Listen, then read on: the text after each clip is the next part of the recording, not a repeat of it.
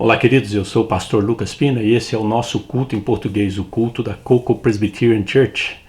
É uma igreja americana, eu sou pastor de uma igreja americana aqui na Flórida e durante a época do Covid nós começamos a fazer esse culto em português para abençoar as pessoas aqui da Flórida que não podiam sair de casa para ir na igreja, né? E Covid vai, Covid vem, nós continuamos fazendo esse culto aqui. A gente não sabe até quando a gente vai fazer, né?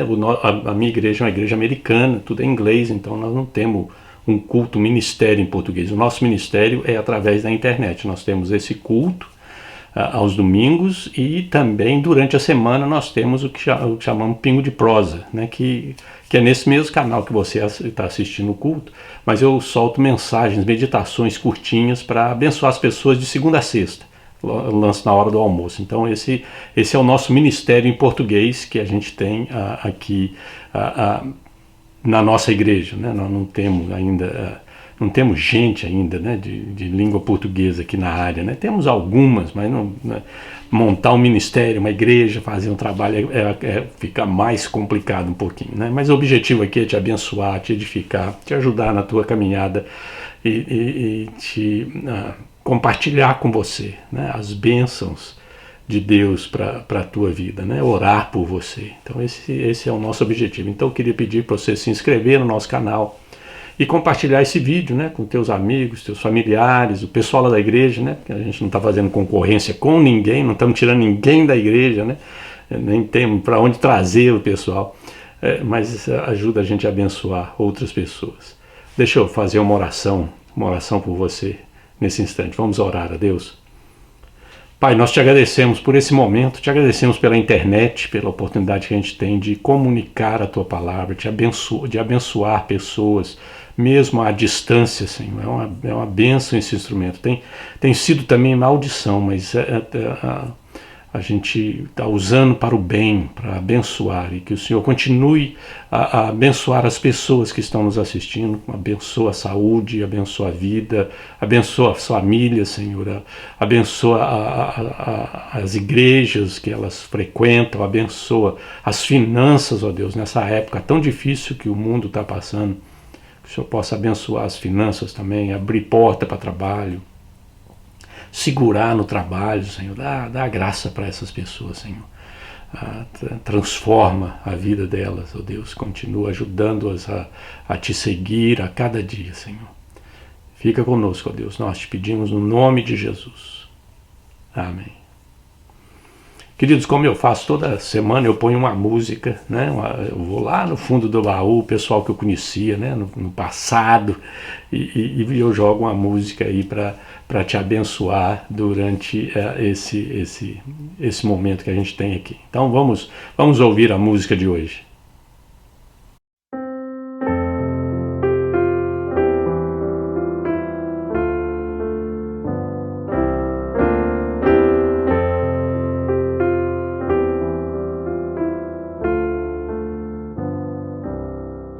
Num berço de palhas dormia Jesus, o meigo menino que ali veio à luz, num rude presépio de noite em Belém, enquanto as estrelas brilhavam além. O gado inquieto se põe a mugir, mas ele não chora, desperta, sorri. Eu te amo, querido menino gentil.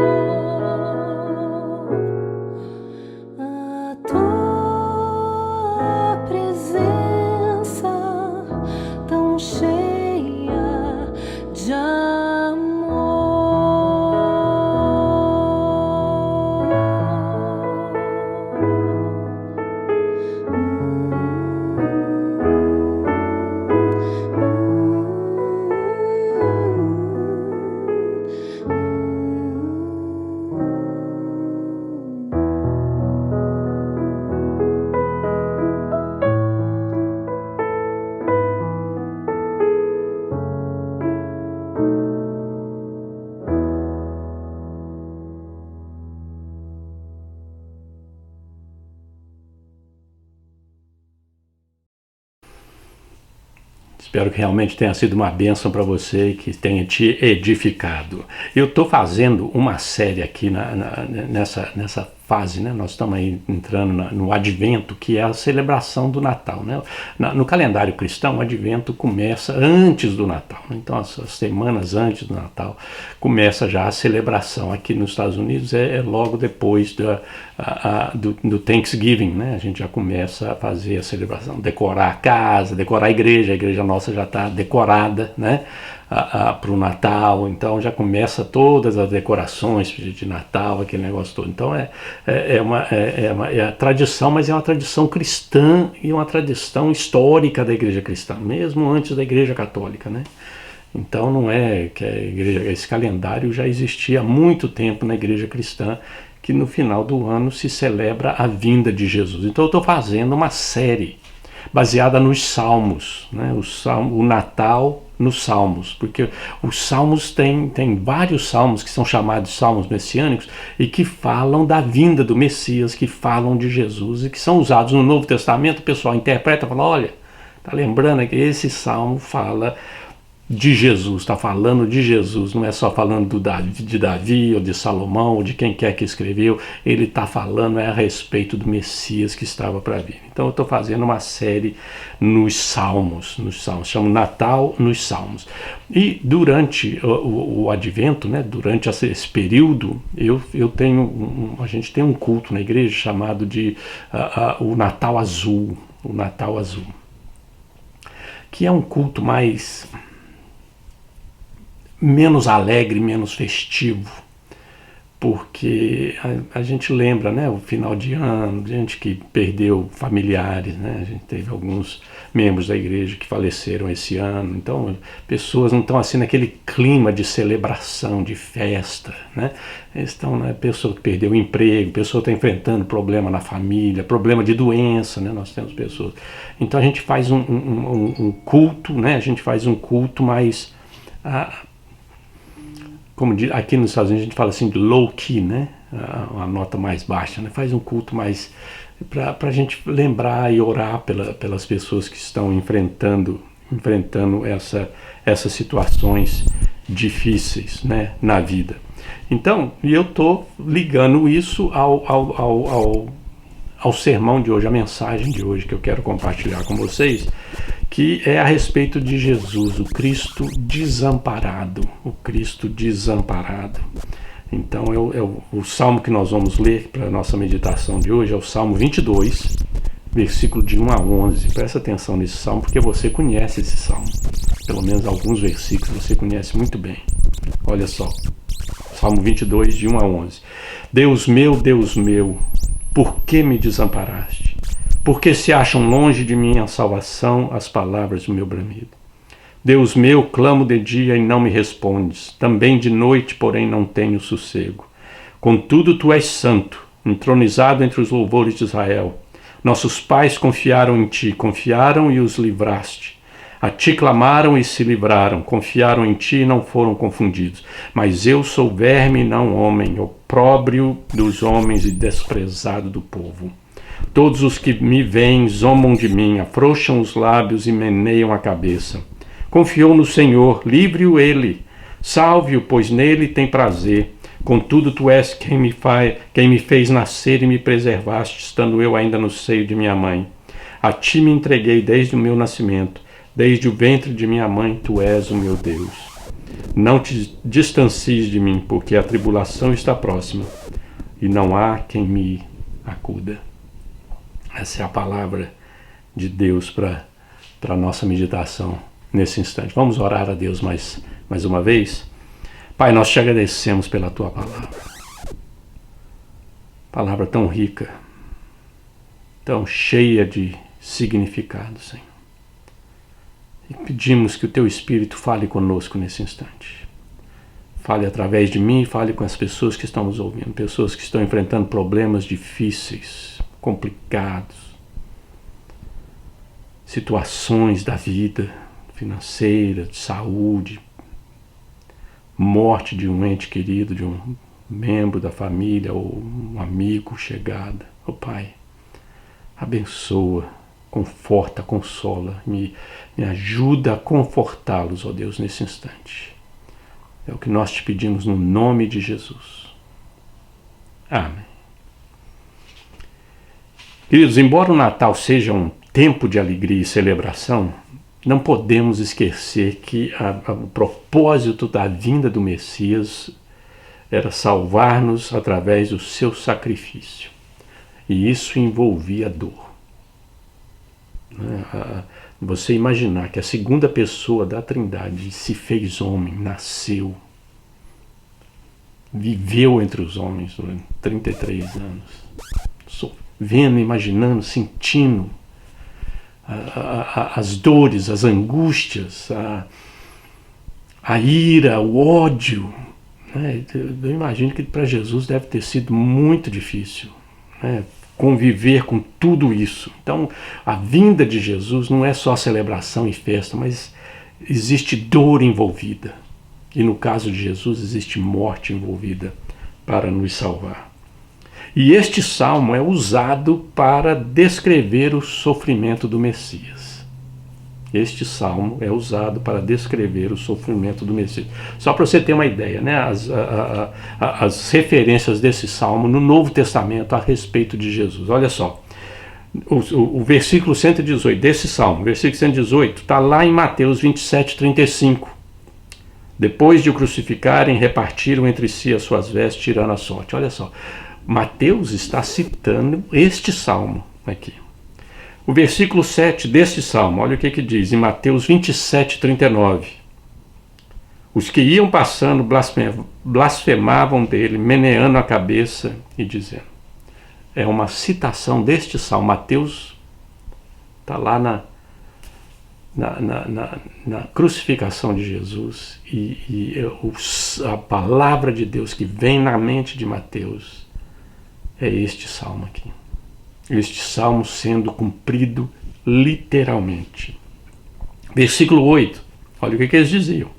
Salvou os outros, capítulo 22, versículo 8, lá em Mateus 27:42. Salvou os outros, a si mesmo não pode salvar-se. É rei de Israel, desça da cruz e creremos nele. Essa é uma citação desse salmo também. E o versículo primeiro, que é o mais conhecido, que nós todos conhecemos. Quando eu imagino que quando eu comecei a ler o salmo, você fala, mas espera aí, não é isso que Jesus falou na cruz? Jesus estava falando este salmo, que é a prova de que esse salmo é um salmo messiânico, que não está falando só da dor do rei. Ele está falando não somente da dor do autor do salmo, ele está falando da dor do Messias. E é interessante essa mistura dos dois. É isso que eu gostaria de compartilhar. Olha o que ele diz. Por volta da hora nona, clamou Jesus em alta voz, dizendo, Eli, Eli, lama sabachthani, o que quer dizer, Deus meu, por que me desamparaste? Então este salmo é o salmo do Cristo desamparado, mas não é só ele. É o salmo para aqueles que também sofrem o abandono, o desamparo, né? Então, deixa eu trazer esse salmo para a nossa vida, porque ele se aplica a nós e se aplica a Jesus. O salmista, quando escreve, ele estava escrevendo para ele, para a sua dor, né? E é provável que ele não tinha ideia de que ele estava profetizando para o Messias. Então esse salmo tem uma mensagem para você, uma mensagem para mim, mas ele fala, em última análise, ele está falando do Messias. Então o que ele está compartilhando aqui? Primeiro, que ele é abandonado por Deus, Versículo 1 e 2 diz assim, meu Deus, por que me desamparaste? Por que se acham longe de mim, de minha salvação, as palavras do meu bramido? Deus meu, clamo de dia e não me respondes, também de noite, porém não tenho sossego. Você já passou por isso? Talvez você esteja passando por isso, ou você conheça alguém que esteja passando por isso. Eu gostaria de incentivar você a compartilhar isso com aquelas pessoas, com essas pessoas que nessa época de Natal, esse ano, a coisa não vai estar boa. Não tem clima para celebração. O que eles estão sentindo? Eles estão sentindo que Deus está longe. que Deus os abandonou. Eles estão passando por um problema e eles oram, vão na igreja, pedem para os irmãos orar, aquele negócio todo, e nada acontece. Parece que o céu está fechado. Parece que Deus está longe. Não só isso, parece que Deus não escuta. Ele fala, minhas palavras acham longe de mim a salvação, as palavras do meu. Eu clamo de dia, clamo de noite, e não me responde. Eu não tenho sossego. E talvez seja essa a tua experiência, ou a experiência de alguém que você conheça, né, que está clamando de dia e de noite, está orando e está se sentindo desamparado por Deus. Parece que Deus virou as costas. Deus esqueceu delas. E Deus não está ouvindo as orações, o clamor, a dor, o desespero. E essa é a sensação que muitas vezes a gente tem, queridos. Jesus teve essa sensação lá na cruz. O abandono de Deus. Naquele momento, não é que Deus foi embora. Jesus é Deus e homem numa só pessoa. É a sensação de que Deus, naquele momento, estava derramando sobre Jesus toda a punição que você merecia e que eu merecia. Então Deus abandona Jesus para poder derramar a punição e o juízo dele que nós merecíamos. E é por isso que nós somos salvos. Mas é o abandono de Deus. E muitas vezes nós passamos, não na intensidade, né, e no objetivo com que Jesus passou, mas passamos por essa experiência de sentir que Deus não está ali com a gente, de que Deus esqueceu da gente, que Deus não se importa com a gente. Então talvez você conheça isso, essa experiência. Mas essa experiência vai um pouquinho além. É o sentimento de que a pessoa é abandonada pelas outras pessoas. Essa é uma dor mais real, né? A de Deus é meio metafísica, né? Meio espiritual. Você ora e não recebe a oração, pelo menos não vê a resposta da oração, então você não sabe se Deus respondeu ou não, você não consegue ouvir aquele negócio todo. Mas o abandono pelas pessoas é algo palpável, visível, audível. Você escuta, né? Olha o versículo 6, o 7 e o 8, que ele diz: mas eu sou verme, não homem, opróbrio dos homens e desprezado do povo. Todos que me veem zombam de mim, afrouxam os lábios e meneiam a cabeça. Confiou no Senhor, livre-o ele, salve-o, pois nele tem prazer. Ele confiou. É esse sentimento, né? Ele fala assim: eu sou o verme, sou desprezado, eu sou o opróbrio. Todos me veem, zombam de mim, sou zombado, o pessoal faz chacota comigo. Insultos. Meneiam a cabeça, eu vejo isso, eles meneiam a cabeça. Quando você fala alguma coisa da sua fé, da sua vida, eles meneiam. Lá vem ele de novo falar aqui, lá vem ela de novo falar aqui. Que coisa terrível, né? E é isso por causa da fé, né? Ele confiou no Senhor, essa é a gozação que eles fazem. Ele confiou no Senhor, então que o Senhor o livre. Agora quer que a gente o livre? Não, que o Senhor o livre, que se dane. Então essa é a atitude do abandono pelas pessoas. E muitas vezes são pessoas queridas, pessoas perto de você, que você contava com elas na hora do aperto. E na hora do aperto elas falharam. Essa é a dor que as pessoas sentem muitas vezes. Não é só Deus se afastando, mas as pessoas, né? Família, é um amigo. Às vezes é um esposo, a esposa, o filho, a mãe, o pai, a filha. É alguém perto de você que na hora que você precisou, a pessoa, não, eu estou fora, não vou te ajudar não. Então esse é o abandono das pessoas. Esse é o abandono das pessoas. Então o salmista aqui, ele está falando que ele é desamparado. Ele é abandonado por Deus, ele é abandonado pelas pessoas. E nós passamos por essa mesma situação, e Jesus passou por essa mesma situação. As pessoas lá no Calvário fazendo tudo aquilo com ele, falando todas aquelas coisas, cumprindo a profecia messiânica deste salmo aqui. Mas aí tem algo extremamente importante que esse salmo nos ensina, que Jesus sabia e confiava, e nós precisamos saber. E você precisa saber, se você está passando por isso. Se você está passando por esse momento de desamparo. Se você sente que Deus não está ligado em você, não está prestando atenção em você, ou então as pessoas ao redor te desampararam. Tem algo que nós precisamos aprender com esse salmo que é extremamente importante. Que apesar de tudo isso, do sentimento de que Deus o desamparou, do sentimento que as pessoas o desampararam, eu ainda vou confiar em Deus. Eu ainda vou confiar em Deus. Versículo 3 diz assim: contudo tu és santo, entronizado entre os louvores de Israel. E o versículo de 9 a 11 diz assim: contudo tu és quem me fez nascer e me preservaste, estando eu ainda no seio da minha mãe. A ti me entreguei desde o meu nascimento, desde o ventre de minha mãe, tu és meu Deus. Não te distancies de mim, porque a tribulação está próxima e não há quem me ajuda. Tu és santo e tu és rei, entronizado entre os louvores de Israel. Essa é a confiança. É a confiança que o salmista está colocando nas mãos de Deus. Ele coloca a sua vida e fala: Senhor, parece que o Senhor está longe, mas o Senhor é santo, o Senhor não peca, o Senhor não está fazendo nada de errado.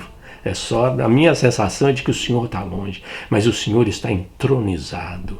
O Senhor está no controle de todas as coisas que acontecem na minha vida. Desde o começo da minha vida, eu sou teu, eu pertenço a ti. Desde o ventre da minha mãe, o Senhor me fez nascer, me preservou. E eu me entreguei a ti. Eu pertenço ao Senhor, desde o ventre. Tu és o meu Deus. Tu és o meu Deus. Não se distancie de mim. É uma declaração, uma confissão de fé, isso aqui. Uma confissão de fé. Na confiança em Deus. Mesmo que pareça que está tudo perdido, parece que ele está longe, que ele não está ouvindo, que ele não está prestando atenção, parece que as pessoas não estão nem aí para aquilo que está acontecendo com a gente.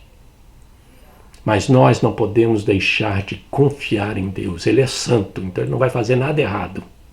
Ele não vai pecar, ele não vai praticar injustiça, ele não vai fazer nada errado com a gente. E ele está assentado no trono. E a nossa vida pertence a ele. Essa é a mensagem desse salmo extraordinário para nós, queridos.